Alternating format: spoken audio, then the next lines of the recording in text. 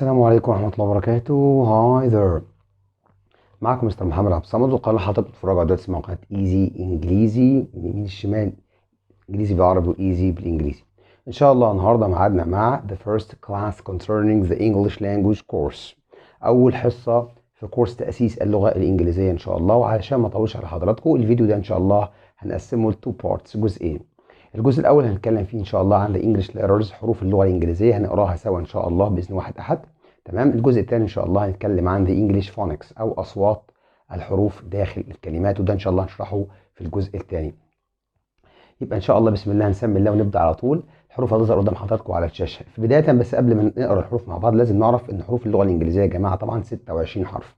ال 26 حرف دول الحرف بيتكتب بطريقتين او مرتين. يعني انا اول ما اقرا مع حضرتك هتلاحظوا كده ان حرف الاي بيتكتب A capital جنب منها A small، يعني A كبيره شويه وجنب منها A صغيره. هنعرف ليه الحروف بتتكتب مرتين، او ليه الحرف في اللغه الانجليزيه بيكتب مرتين، بطريقه كابيتال كبيره وبطريقه صغيره. ان شاء الله الكلام ده هنعرفه قدام. طيب ال 26 حرف دول منهم 5 حروف او 6 حروف، حروف او اصوات متحركه انجلش فاولز.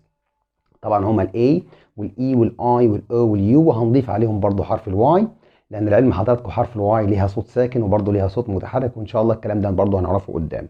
وباقي حروف اللغه الانجليزيه هي consonant letters، consonants يعني حروف ساكنه. هنبدا على طول نقول بسم الله. الحرف الاول اللي قدام حضراتكم على الشاشه هو حرف A. A. تاني حرف هو حرف B. B. C. C. D. D. E. E. F. F. G. G. H. H. I. I. J. J. K. K. L. L. M. M. N. N. O. O. P. P. Q. Q. R. R. S. S. T. T. U. U. V. V. W. W. X. X. Y. Y. آخر حرف عند النهاردة هو حرف Z. Z، وعلى فكرة ممكن يتنطق Z. Z طبعا بريتش انجلش لهجة بريطانية Z، امريكان انجلش لهجة امريكية Z، الاثنين صح. لو حضراتكم عايزين تعرفوا يعني او تقروا الحروف تاني سوري، يعني ممكن توقفوا تعملوا باوز للفيديو وتقروها تاني. لازم ننطقها يا جماعة، او ننطقها بطريقة sound and correct، سليمة وصحيحة. See you in a while with a smile. فاصل صغير ان شاء الله وارجع لكم تاني مع الفونكس، ودي اهم جزء في الفيديو بتاع النهارده يا جماعة، وهي اصوات اللغة الانجليزية، او ازاي انطق الحرف داخل الكلمة. See you.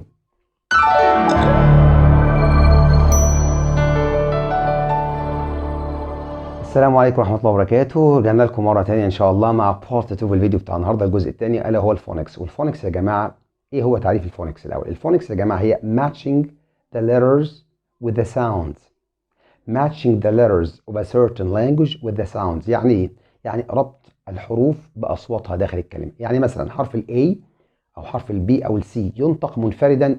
مثلا لو B قلنا B هتنطق B منفردة، ولكن داخل الكلمة البي لا تنطق بي يا جماعه داخل الكلمه. هنعرف ازاي هتتنطق دلوقتي. دي اسمها بقى الفونكس او اصوات الحروف. طب قبل ما نبدا في الاصوات الحروف، احنا قلنا ان الحروف اللغه الانجليزيه 26 لتر، 26 حرف. هنستثني منهم يا جماعه 5 او 6 حروف، الا هما الفاولز، الاصوات المتحركه، وهم طبعا الاي والاي والاي والاو واليو، وهناخد معاهم كده حرف الواي، لان الواي ليها صوت ساكن وصوت متحرك، وان شاء الله الكلام ده هنعرفه ان شاء الله قدام. يعني وانا بقرا دلوقتي معاكم الاصوات هقول الحرف وصوته، وهستثني ال6 حروف اللي انا قلتهم دلوقتي. فنبدأ نقول بسم الله. حرف البي، وحرف البي يا جماعة ينطق با. يا جماعة أنا في اللغة الإنجليزية وأنا بقرأ الكلمة أو بقرأ الحرف داخل الكلمة مش بنطق الحرف منفردا. يعني ما بقولش مثلا في كلمة بوي مثلا ولد بقول بي او واي. أنا لو قلت بي او واي يبقى أنا كده عملت سبيلنج، أنا كده تهجيت الكلمة حرف حرف، ولكن أنا بنطق الحروف مجمعة مع بعضها في كلمة واحدة، فبنطق طرف الحرف. يعني حرف البي ينطق با as in boy كما في كلمة boy. بعد كده حرف السي ممكن ينطق كما في كلمة car car، وممكن ينطق مثل حرف الاس يعني س كما في كلمة city as in وكما في كلمة seas، وكما في كلمة cycle cycle. طيب السؤال اللي بيطرح نفسه هنا، ليه حرف السي ينطق مثل حرف الكي وأوقات تانية بينطق س مثل حرف الاس؟ هو بينطق مثل حرف الاس يا جماعة إذا تبع بآي أو بإي أو بواي، كما في كلمات city مدينة تبع بحرف الآي، وكما في كلمة seas يوقف تبع بحرف الإي، وكما في كلمة cycle cycle يعني يركب الدراجة أو يمارس رياضة الدراجات، فتبع هنا بحرف الواي. يبقى حرف السي ينطق اس إذا تبع بحرف الإي أو الآي أو الواي. طب لو ما تبعش بهذه الحروف يبقى ينطق مثل حرف الكي. بعد السي عندنا حرف الدي، وحرف الدي يا جماعة ينطق د كما في كلمة دور دور يعني باب. بعد حرف الدي هنسيب حرف الاي وهناخد حرف الاف، وحرف الاف ينطق ف كما في كلمة فيش فيش. بعد حرف الاف في عندي حرف الجي، وحرف الجي يا جماعة ليه two ways of pronunciation طريقتين للنطق. حاجة بسميها السوفت جي، الجي الناعمة، يعني ان هو ينطق جا كما في كلمة جراف جراف. وفي حاجه تانية بسميها التاف جي او الهارد جي، الجي الخشنه اللي هي بتتنطق يا جماعه بطريقه الجا، ان انا اقول مثلا جا كما في كلمه جريت جا جريت عظيم. طب ايه السبب او ايه القواعد اللي انا ممكن ابني عليها امتى انطقها جا وامتى انطقها جا؟ ان شاء الله الكلام ده مش دلوقتي، هنعرفه برضه قدام عشان الفيديو ما يطولش عليكم اكتر من كده. طيب بعد كده عندي حرف الاتش، وحرف الاتش ينطق ه كما في كلمه horse horse. بعد حرف ال H في عندي حرف ال J، لأن طبعا اتفقت معاكم إن أنا هسيب ال I. حرف ال J ينطق ج كما في كلمة jar ج jar برطمان. بعد كده عندي حرف ال K، وحرف ال K ينطق ك as in كما في كلمة key key مفتاح. بعد حرف ال K عندي حرف ال L ال L، وحرف ال L ينطق لا.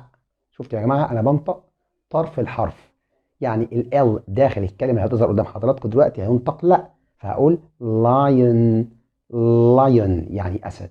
بعد حرف ال L عندي حرف ال M، وحرف ال M ينطق ما كما في كلمة moon moon يعني قمر.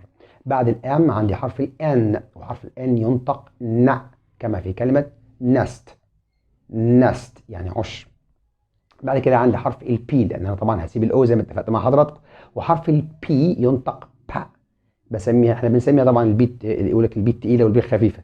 هي طبعا تقيلة في النطق يا جماعة، يعني هو محدش وزنها وقال إنها تقيلة، لأن حرف ال P followed by a puff of air تبع بنفخة هواء كده. لو أنت حطيت إيدك كده in front of your mouth قدام بقك وقلت P P هتحس إن في نفخة هواء طلعت من بقك، فعشان كده بسميها بي تقيلة، يعني تقيلة في النطق. وحرف ال P ينطق با كما في كلمة pencil pencil. بعد كده عندي حرف الكيو، حرف الكيو usually followed by U، عادة ما يتبع بحرف اليو كما في كلمة question، وهو ينطق كما في كلمة question سؤال. بعد حرف الكيو عندي حرف الار، وحرف الار ينطق ر كما في كلمة rabbit. بعد كده عندي حرف الاس، وحرف الاس ينطق س كما في كلمة sun sun شمس.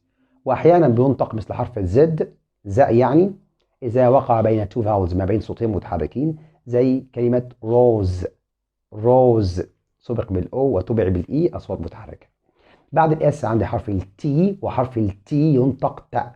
تاني بكرر وبفكر حضراتكم ان انا بقرا او ساعه ما باجي اقرا الكلمه بقرا طرف الحرف، ما بقولش تي بقول تا. يعني الكلمه هتظهر قدام حضراتكم دلوقتي تي ار دبل اي يعني هتنطق تري تري، يبقى حرف التي ينطق تا. بعد حرف التي هناخد حرف الفي وهنستثني ديو الفيديو ان شاء الله اللي جاي.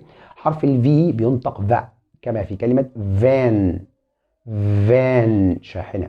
بعد حرف الفي عندي حرف الدبليو، وحرف الدبليو هو اي نعم اسمه دبليو لكن لا ينطق د، هو بينطق مثل حرف الواو و، كما في كلمة window و window شباك. بعد حرف الدبليو عندي حرف الاكس، حرف الاكس في اخر الكلمة بينطق اكس كما هو، كما في كلمة فوكس، فوكس. وفي اول الكلمة ممكن ينطق مثل حرف الزد كما في كلمة زايلوفون، زايلوفون او الاكسليفون، ده نوع من الالات الموسيقيه. بعد الاكس هنستثني الواي وهناخد اخر حرف عندنا النهارده هو حرف الزد او حرف الزي، وده يا جماعه بينطق كما هو، بينطق ذا زي حرف الزين عندنا. خلي بالك انا ما بقولش ذا مثل حرف الذال، لا انا بقول ذا مثل حرف الزين كما في كلمه زو، زو يعني حديقه، وايضا كما في كلمه زيبر، زيبر يعني سوسته. كده انا خلصت مع حضراتكم الفونكس، اصوات الحروف داخل كلمات الحرف وازاي بيتنطق داخل الكلمه. الفيديو ده يا جماعه مهم جدا. طبعا لو انت عارف الكلام ده مفيش مشاكل تكمل معانا في الفيديوز اللي جايه مور ادفانسد ليفلز في المستويات الاكثر تقدما، لكن احنا قلنا هنبدا فروم زيرو تو هيرو، من البدايه خالص. الحروف تتقري كويس ان شاء الله وتتسمع كويس في الفيديو، وتعمل باوز للفيديو وتسمعها مره واثنين وثلاثه لحد ما تتقنها ان شاء الله.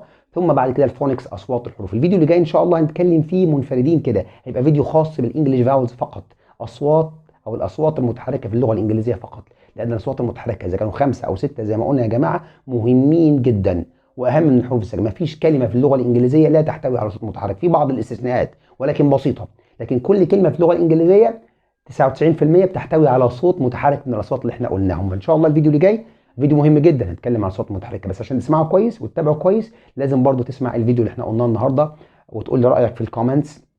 ان شاء الله احنا قلنا هنبدا سنه سنه مع بعضينا ان شاء الله لحد ما نوصل لمرحله ان شاء الله متقدمه باذن واحد احد. في نهايه الفيديو لو عجبك الفيديو اعمل شير افري وير عشان الكورس يوصل لكل مكان ان شاء الله، واعمل سبسكريبشن في القناه وفعل زر الجرس. وفي النهايه سبحانك اللهم وبحمدك نشهد ان لا اله الا انت نستغفرك ونتوب اليك. Good night, sleep tight.